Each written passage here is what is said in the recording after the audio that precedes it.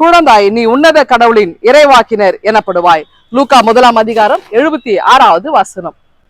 எருசலேமிலிருந்து போற வழியில ஒரு அழகான மலை சரிவு இருக்குதுங்க. அந்த மலை சரிவுல ஒரு புகழ்மிக்க அடசா அப்படின்னு சொல்லக்கூடிய ஒரு மருத்துவமனை இருக்கு. அந்த மருத்துவமனைக்கு பக்கத்துல இந்த திராட்சை தோட்டத்தின் ஊற்று அப்படின்னு ஒரு பெயர் சொல்லக்கூடிய என்கிராம் அப்படின்ற ஒரு இடம் இருக்குங்க. ரொம்ப அழகான இயற்கை வளம் வாய்ந்த ஒரு இடம். நல்ல அடர்ந்த செடி கொடிகள் இருந்த இடம், நீர் ஊற்றுகள் இருக்கிற இடம், ரொம்ப அழகான மலை சரிவு பகுதியில ரொம்ப அழகான குன்றுகள்லாம் இருக்கிற ஒரு இடம், ரொம்ப சிறந்த ஒரு இடம். ஆனா இன்னைக்கு அந்த பேரை வந்து பாத்தீங்கன்னாக்கா என்கிராம் அப்படின்ற பேர் இன்னைக்கு அழைக்கப்படல. ஆனா இந்த இடத்துல பாத்தீங்கன்னா அன்னை மரியாவும் எலிசபெத்தும் சந்தித்ததாக அந்த சர்ச் ஆஃப் தி விசிட்டேஷன் அப்படின்ற இடம் சொல்லி ஒரு ஆலயம் இன்னைக்கு அந்த இடத்துல இருக்குது. அப்ப இந்த என்கிராம் இடத்துல தான் பாத்தீங்கன்னா ஒரு கல் குகை இருக்கு.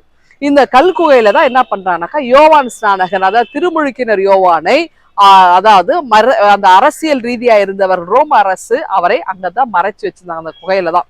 ஆனா அந்த இடத்துல பாத்தீங்கன்னா அந்த ஊரை சேர்ந்தவங்க இந்த கல்குகையில யோவான் ஸ்நானகர் மறைச்சு வச்சாங்களே, அது அடையாளமா என்ன பண்ண ஒரு அருமையான ஆலயம். எப்போ பார்த்தாலும் இந்த ஆலயம் மணி ஓசை அடிக்கும், காலையும் இரவு நேரமும்.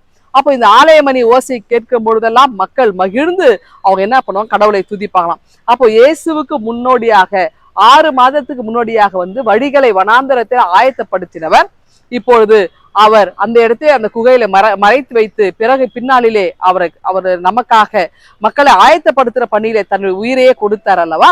அப்படி என்றால் இந்த திருமுழுக்கினர் யோவான் நினைவு எப்போவெல்லாம் வரணும், இந்த ஆலய மணி அடிக்கும் பொழுதெல்லாம் இந்த குகையிலிருந்து இவர் இந்த இடத்துலதான் மறைத்து வைத்தாங்க அப்படின்ற ஒரு எண்ணம் மக்களுக்கு இருக்கும். அப்ப ஆலய மணி ஓசை எங்கெல்லாம் கேட்கும், மக்கள் ஜெபிக்கிறவர்களா இருந்தாங்க, அதுதான் முக்கியம். அப்ப இன்றைக்கும் ஆலய மணி ஓசை கேட்கும் பொழுது அல்லது வசனங்கள் கேட்கப்படும் போது, திருச்சபையிலிருந்து ஜெபங்கள் வெளியில வரும்பொழுது, ஒளிபெருக்கின் மூலமா கேட்கும் போதெல்லாம் நாம் ஆண்டவர்களிடத்தில் நோக்கி மன்றாடுகிறவர்களாக நாம திகழணுங்க. அப்ப ஆண்டவரோடு நாம் நெருங்கி வருவதற்கு திருச்சபை நமக்கு துணையாக இருக்கிறது. ஆலய மணி நமக்கு அந்த ஓசை கேட்கும் பொழுது நம்முடைய உள்ளத்தில் ஒரு புத்துணர்ச்சி வருகிறதுல. அப்படி என்றால் இந்த ஆலய மணி ஓசை யோவான் ஸ்நானகரை நினைவுபடுத்துகிறதா அக்காலத்திலே.